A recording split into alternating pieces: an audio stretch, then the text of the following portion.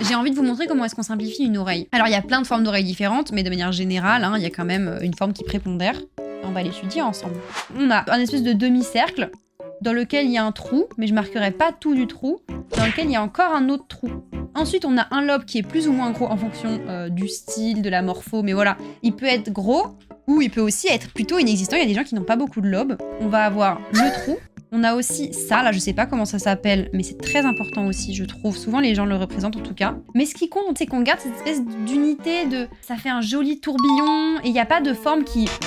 Et si je prends une autre oreille d'une personne qui n'a rien à voir, la forme générale, c'est plutôt la même. Et faites attention, moi c'est un truc qui me dérange dans le style animé, les gens font des oreilles méga détaillées pour des visages pas du tout détaillés. Moi quand je regarde ça, je ne vois que son oreille.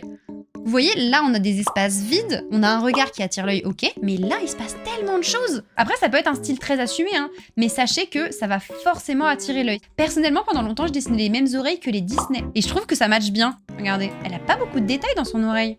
Vous voyez? Donc ça c'est vraiment aussi une question de goût, à voir comment est-ce que vous préférez les oreilles. Chacun ses kinks.